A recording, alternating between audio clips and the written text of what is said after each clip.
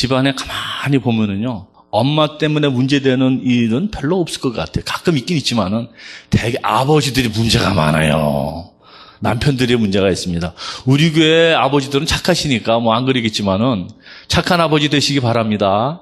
예, 좋은 아버지 되시기 바랍니다. 오늘 졸업생들이 있는데 그 주보에 보면은요, 주보 안 갖고 들어온 학생들도 있지. 그 주보 학생들 있으면 좋은데 이제 영상 올라갈 거예요.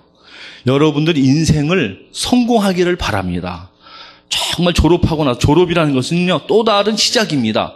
고등학교 졸업하면 대학을 시작하고, 대학을 시작하면 또 사회생활이 시작이고, 졸업은 시작이다. 다 같이 졸업은 시작이다. 졸업하면서 새로운 시작하는데 정말 하나님의 축복 가운데 성공하기 위해서, 성공적인 인생이 되기 위해서는 주보에 거기 세 가지가 나와 있어요. 첫 번째 뭐냐면은 하나님을 여호와를 기뻐하라. 하나님을 여호와를 기뻐하라. 그 영어로 되어 있죠. 하나님을 기뻐하시고 하나님을 즐거워하시기를 바랍니다. 여러분들이 하나님을 좋아해야 돼요. 하나님을 좋아하고 하나님을 기뻐하면은 하나님도 우리를 좋아해서 우리에게 복을 주시는 거예요. 주일날 예배 잘 드리고 하나님 말씀대로 잘 살아가면 되는 거예요. 하나님을 기뻐하라고 그랬어요. 두 번째는 뭐라 그러냐면은 내 길을 여호와께 맡기라 그랬어요. 커미트하라 그랬어요. 하나님께 내 인생을 맡기는 거예요. 하나님, 내 인생을 맡아서 축복하시고 도와주시옵소서. 그렇게 하나님께 맡기면 하나님 여러분을 인도하신다 그랬고, 세 번째로는요, 어떤 사람이 되라 그랬냐면 11절에 보면은 온유한 사람이 되라 그랬어요. 이 하버드 대학교에서 연구를 했는데, 하버드 대학 전에 여기 이제 내가 보는데 캐나다 있죠. 공과대학에서 10,000명을 대상으로 설문조사를 했는데, 사람이 성공하기 위해서 꼭 필요한 것이 뭐냐? 가장 중요한 것이 뭐냐? 기술이냐, 지식이냐, 학벌이냐, 경험이냐, 가문이냐, 인격이냐? 여러분의 자녀들이 하기 위해서 뭐가 제일 필요한 것 같아요? 무엇이 공부를 많이 시키면 성공할 것 같아요? 무엇이 가장 필요할 것 같아요? 그 연구에서 나온 결과는 뭐냐면 85%의 성공은 사람의 성품이다. 그래요, 성품이다. 그 성품 중에서도 온유한 성품의 사람들은 85%는 성공할 수 있다는 것입니다. 그래서 아까 하버드 대학 연구팀에서 사람들이 왜 직장에서 쫓겨나는가 하는 설문조사를 했는데, 인류대학을 졸업했어요. 하버드를 졸업했다 할지라도, 버클리나 다른 대학 졸업했어도, 박사학위가 있어도, 기술이 있습니다. 다 있어요. 그런데 성격 때문에 쫓겨나는 사람들이 많다는 거예요. 성격이 모질고 거칠고 편협하고 온유하지 못하고, 이때는 성격이나 성깔이 못돼 먹어가지고서는 그냥 이렇게. 그래서 학문 교육 이전에 성품 교육이 필요하다는 것입니다. 성품 관리, 자기 관리를 잘하지 못해서 결국은 사회생활에 적용을 못하고 회사에서도 나가게 된다, 그런 말이에요. 온유한 성품은요, 있어도 되고 없어도 되는 것이 아니고요, 우리 인생 성공하기 위해서는 꼭 있어야 되는 것이라는 거예요. 오늘 성경 11절 말씀을 다시 보시면은요, 누가 땅을 차지하며 누가 풍부한 화평으로 이 세상을 즐겁게 살 수 있을 것인가? 온유한 사람이 그렇게 산다는 거예요. 온유한 사람이. 여러분, 이 세상에요, 땅을 차지한다 그랬는데, 땅을 차지하려고 그러면 주먹이 펀치가 있고 조직이 있고, 그 다음에 힘이 있고 무기가 있고, 힘 있는 사람이 땅을 차지하고 이제 인간적인 힘들이요, 권력이 있는 사람들이 세상을 정복할 것 같이 생각되지 않아요, 우리 생각에는. 근데 성경은 그렇지 않다는 거예요. 힘이 있고 목소리가 크고 무슨 조직적이고 힘이 있고 그런 어떤 그 깡패와 뭐 그런 사람들이 땅을 차지하지 않고, 성경은 뭐라 했어요? 온유한 자가 땅을 차지한다. 예수님이 그랬어요. 온유한 자가 복이 있나니 저희가 땅을 기업으로 받을 것이라 그랬어요. 그 참 우리가 생각하는 거하고 다른 하나의 사고방식입니다. 예수님의 생각은 우리의 생각과는 다르다는 것입니다. 보세요. 호랑이하고 토끼하고 사자나 곰이나 이런 늑대 같은 이런 짐승들하고요, 양, 소, 또 무슨 토끼, 뭐 이런 사슴, 이런 약하잖아요. 그 성품들이 온유합니다. 그러면 호랑이, 사자, 곰들이 이 세상을, 땅을 차지할 것 같은데, 그 호랑이, 사자, 곰들은 점점 멸종이 떨어져 나가고 있고요, 이 세상에 이 착한 그 토끼라든가 또 양이라든가 온순한 동물들이 우리 사람들과 함께 온 세상에 퍼져 사는 것을 알게 됩니다. 거칠고 센 사람이 이길 것 같은데, 동물이 이길 것 같은데, 그렇지 않아요. 하나님의 축복은 그렇게 하질 않아요. 오히려 온유한 사람이 세상을 차지하고 정복하고 땅을 차지하고 그 다음에 풍부한 화평을 누린다 그랬습니다. 내가 거칠고 세고 그러면 이길 것 같아도요, 결국 내 마음에도 고통이 있다는 거예요. 오늘 거기 보면요, 그 온유가 뭐냐 할 적에 이것은 아니다. 무엇이 아니냐면요, 연약함이 아니다요. 온유하다 그래서요, 연약한 것이 아닙니다. 짐승 얘기했죠, 조금 전에. 양이라든가 토끼는 사실 약해요.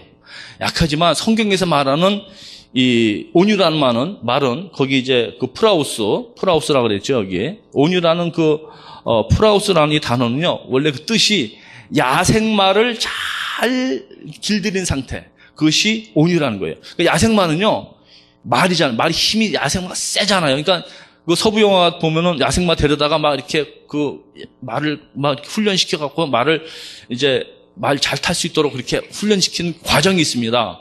근데 그 말을 잘 컨트롤 해가지고 잘 길들여진 상태가 온유인데, 온유는 힘이 없는 게 아니고 야생마처럼 힘이 셉니다. 그 센 힘이 컨트롤이 되어 있는 상태. 그것이 온유라는 거예요. 그러면 누구에게 컨트롤되느냐? 하나님에게 컨트롤돼서 하나님에게 잘 순종해서 사는 그 상태가 온유한 사람이라는 것입니다. 온유한 사람. 칼빈이 이렇게 말했어요. 온유는 부드러운 태도에서 살며 모해에 쉽게 노하지 않으며 보복하고자 하지도 않으며 자기에 대한 악의에 대해서 길이 참는 것이다. 이렇게 말했습니다.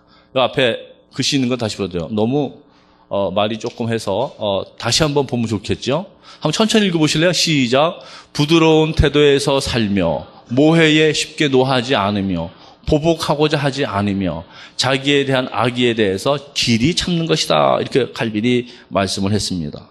바로 이것이 온유하게 산다는 것이 조금 전에 말씀드린 대로 예수님에게서 나온 그리고 성경의 원리인데, 이것은요, 우리 주보에 크게 두 번째로 나오는 대로 이것이 새로운 삶의 원리입니다. 이 세상 사람들이 생각하는 그 원리는 자기 주장이 강하고 목소리가 크고 권력이 있고 권력자들이 주먹이 세고 이런 사람들이 차지할 것 같은데 그렇지 않다는 것입니다. 그러니까 성경의 원리하고요, 예수님의 삶의 원리하고요, 우리 세상 사람들이 생각하는 원리는 정반대입니다. 정반대입니다.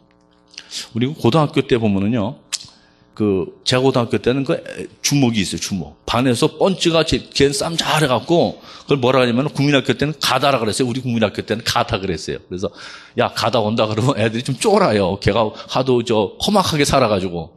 근데 걔가 보면은 잘 안 됩니다. 걔가 힘들어요. 이 착하고 온유한 사람들이 결국은 하나님의 은혜 가운데 복 받는 것을 보게 돼요.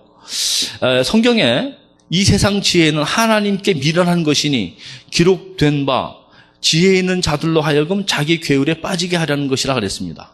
세상 지혜, 세상 사람들이 생각하는 지혜는 우리들이 일반적으로 생각하는 그 지혜와 다르다. 일반적으로 생각하는 지혜는 어떤 지혜예요? 지금 힘이 있고 센 사람이 이길 것 같은데 예수님은 뭐라 그랬습니까? 그리고 성경은 뭐라 그랬습니까? 온유한 자가 땅을 차지하고 온유한 자가 승리한다는 것입니다. 그래서 이해가 되지 않는 그런 말씀이 성경에 있는 거예요. 마가복음은 이방인을 대상으로 썼습니다. 마태복음은 유대인을 대상으로 쓴 말씀의 대상이 이렇게 차이가 있어요. 그러니까 예수님이 산산수훈에서 온유한 자가 복이 있나니 저희가 땅을 기업으로 받을 것이요, 그렇게 말씀했을 적에 유대인들에게는 이게 약간 충격이에요. 왜냐하면 이 예수님을 메시아로 알았는데, 만일에 예수님이 이제 메시아면은 군대를 조직하고 힘을 키워가지고 그때 로마 밑에 있었잖아요. 로마를 다 정복해가지고 다 무찌르고 새로운 다윗의 왕국을 세우리라라고 기대를 했습니다. 그런데 그런 얘기는 하나도 하지 않으시고 온유한 자가 복이 있나니 저 사람들이 이길 것이다. 그리고 자신도 십자가에서 힘없이 돌아가셨어요. 그러니 이거 도대체 어떻게 된 건가? 이 사람들이 생각할 적에는 예수님에 대해서 실망을 했을 것 같아요. 그런데 궁극적으로 예수님은 이 세상을 정복했습니다. 로마는 무너졌습니다. 여러분 보면요, 이 보면요, 이빨이 있어요. 이빨은 셉니다. 이빨 세고. 뭐가 부드러워요? 혀, 턱. 혀는 부드러운데 이 센 이빨은 다 늙으면 다 빠지고 죽을 때까지 붙어있는 건 뭐예요? 혓바닥 빠져 죽는 사람 없잖아요. 이 유한 것이 이기는 거예요. 부드러운 것이 이기는 거예요. 온유가 이긴다는 것이. 그런데 온유는 힘이 없어서 그냥 죽어가는 것이 아니고 힘이 있습니다. 있지만은 참고 헌출하는 거예요. 그것이 성경에서 말하는 온유라는 것입니다. 자, 성경에 보면은요, 아브라함이 조카 롯과 함께 갈대아 우르에서 하나님 말씀 듣고 나왔습니다. 원래 같이 나오면 안 되는 거였는데 그 신학적 배경 이런 건 좀 말씀 길어지니까 생략하고요. 같이 와서 이제 나와서 사는데 아브라함의 목자 양들도 많아지고 롯도 목자가 양이 많아지니까 목자끼리 싸우니까 아브라함이 그때 뭐라 그럽니까? 네가 좌하면 내가 우하고 네가 우하면 내가 좌하리라. 그렇게 제시를 합니다. 그때 조카가 자기 조카 아니에요. 그는 삼촌이거든요. 작은 아버지거든요. 삼촌이 그냥 먼저 선택하세요. 그래야 도리가 아닙니까? 근데 롯이 이렇게 보니까 소돔과 고모라가 성경에는 그대로요. 아직 멸망하기 전이었는 거로 마치 에덴 동산같이 아름다웠다 그랬어요. 그래서 그걸 딱 선택합니다. 그럼 너 가져라. 그리고 아브라함은 척박한 땅으로 갑니다. 그렇지만 결과는 어떻게 되었어요? 소돔 고모라 망할 적에 롯도 다 그 재산 잃어버리고 결국은 손해보고 망하고 말았어요. 아브라함 하나님께서 네가 보는 그 모든 땅을 너에게 주겠다 그러면서 아브라함에게 큰 복을 주셨던 것입니다. 스데반 집사님은요, 그 전도하다가 돌에 맞아 죽습니다. 그때도 원수를 향해서 참습니다. 그리고 기도합니다. 근데 그때 얼굴에 천사 얼굴처럼 됐다 그랬고요. 예레미야 선지자도요, 자기를 괴롭히고 쫓아내는 그 고향 사람들이 있었는데 그들을 향해서도 끝까지 온유했던 것을 보게 됩니다. 창세기 26장에 보면요, 이런 얘기 있어요. 이삭이라는 사람이요, 땅을 팝니다. 그럼 우물이 나와요. 근데 블레셋 사람이 와가지고 그거 내 거야, 내놔. 그랬더니 그냥 주고 떠납니다. 또 가서 우물을 파는데 또 물이 나옵니다. 그 중동에 그 땅 판다고 물이 그렇게 나오는 데가 아니에요. 근데 하나님이 축복해 주시니까 또 파니까 또 두 번, 세 번을 빼앗깁니다. 그래도 또 줍니다. 그러니까는 아브라함에게 그들이 찾아와서 너는 하나님이 함께하는 것 같다. 우리 서로 싸우지 말고 전쟁하지 말자. 그러고서는 계약을 합니다. 싸우지 말자고. 두려워합니다. 이삭은 그렇게 양보하고 온유했는데 결국은 하나님께서 이 이삭에게 복을 주셨음을 볼 수 있고요. 요셉도 마찬가지죠. 요셉도 이제 형들에 대해서 그렇게 온유했던 것을 보게 됩니다. 오늘 그 성경에 보면은요, 그 시편 37편의 그 배경이요, 다윗입니다. 다윗이 지금 사울에게 쫓겨다닙니다. 왜 쫓기냐면은 전쟁에 나가서 골리앗 장군을 죽여요. 승리했습니다. 나라를 위기에서 건졌으면은 상 주고 세워줘야 되는데 돌아올 적에 다윗은 만만이고 사울은 천천히다 했더니 시기하는 마음이 아까처럼 생겨가지고서는 다윗을 죽이려고 합니다. 다윗이 계속 도망다닙니다. 도망자 신세가 얼마나 힘든지 몰라요. 도망가는데 하루는요, 굴 속에 들어갔는데 굴 속 쫙 끝에 들어가서 숨어 있습니다. 자기 친구들과 숨어 있는데 사울 왕이 굴 입구에 왔어요. 성경에 보면요, 발을 가리웠다 이렇게 되어 있는데 그 말이 발을 가리웠다 그랬는데 그게 사실 원어적으로 말하면은요, 용변을 보는 겁니다. 용변 보니까는 아무도 옆에 없죠. 용변 보는데 뭐 밖에서는 지키겠지만은.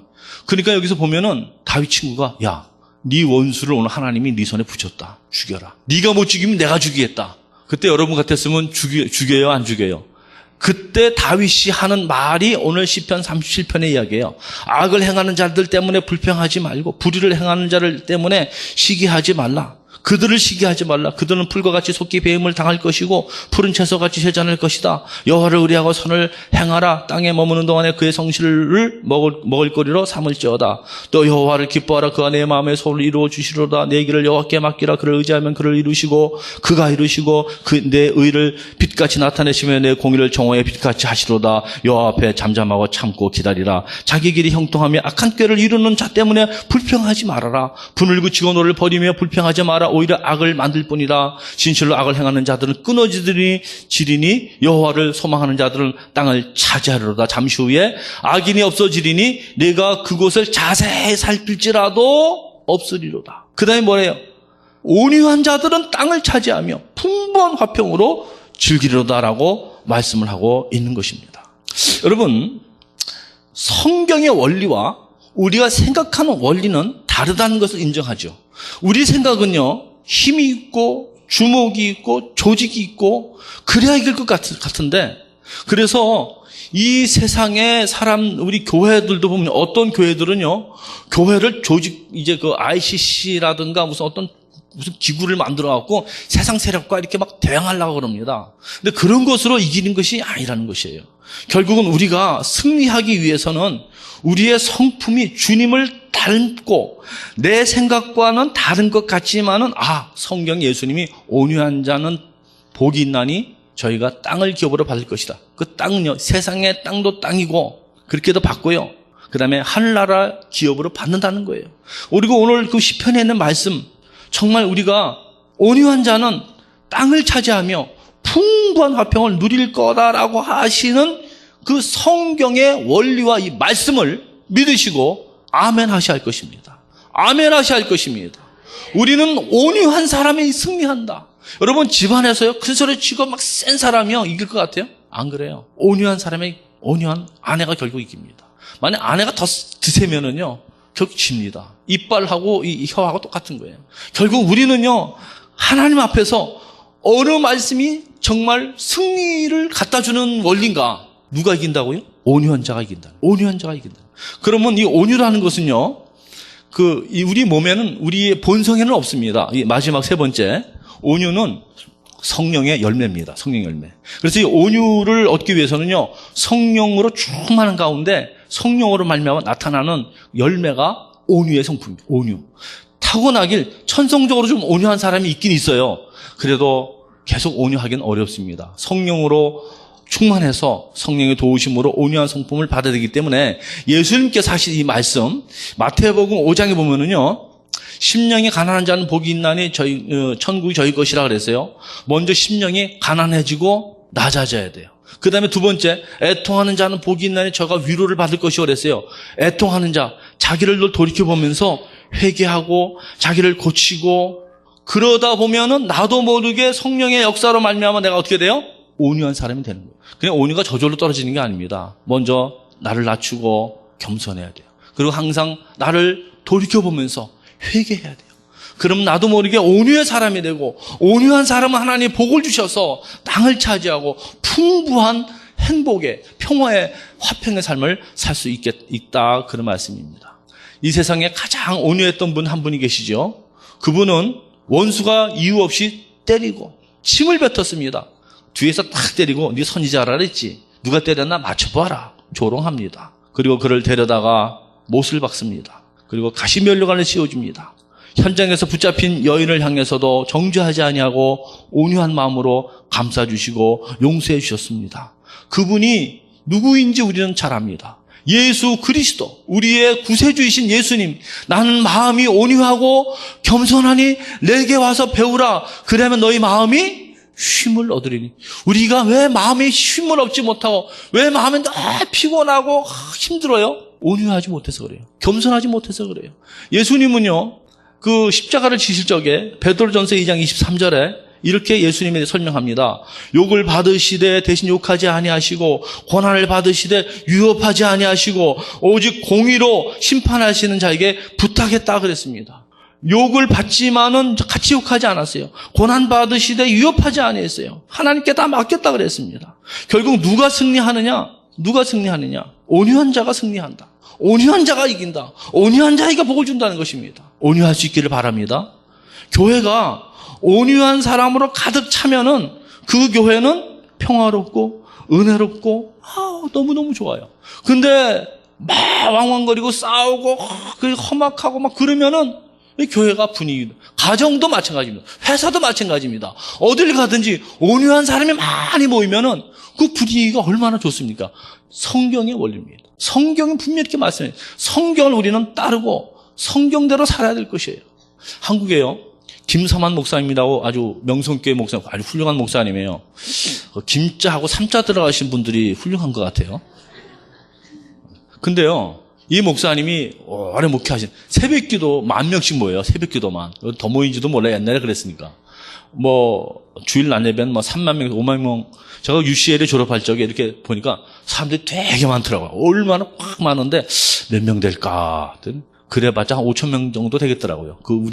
그제 너무 넓으니까 나눠서 해요. 근데 우리 모인 자리, 근데 그런 것이 한 10개 있다고 생각해봐. 와, 그런 교회 목회하시는 목사님은 참 대단한, 근데 그 목사 훌륭하신데요. 참 설교 잘 하시잖아요. 방송에다 나오신 거, 김사만, 얼마 전에 집회하셨어요. 그 목사님이 이렇게 보니까, 누가 믿음이 좋은 사람인가, 잘 모르겠대요. 그러나, 믿음 좋은 사람이요, 공통점이 있더래요. 부드럽대요. 믿음 좋은 사람은요, 목도 부드러워서 인사도 잘한대. 믿음 좋은 사람 부드러워서요, 얼굴 근육도 유해가지고 잘 웃는데요. 성품이 유하고 부드럽고. 믿음 좋은 사람들의 공통점은 유하고 부드럽다는 거예요. 그러니까 믿음 좋은 사람은 온유한 사람이에요. 온유한 사람은 하나님 기뻐해요. 우리는 온유로 이 세상을 정복하길 바랍니다. 힘이 아니에요. 파워가 아니에요. 조직이 아니에요. 눈부릅 뜬다고 이기는 게 아니에요. 예수님처럼 온유할 때 온유가 가정을 이끌어가고 교회를 평화롭게 인도하고 하나님 앞에 영광 돌리고 온유로 땅을 차지하며 풍부한 화평으로 우리 교회 모두 그렇게 되시기를 축원합니다.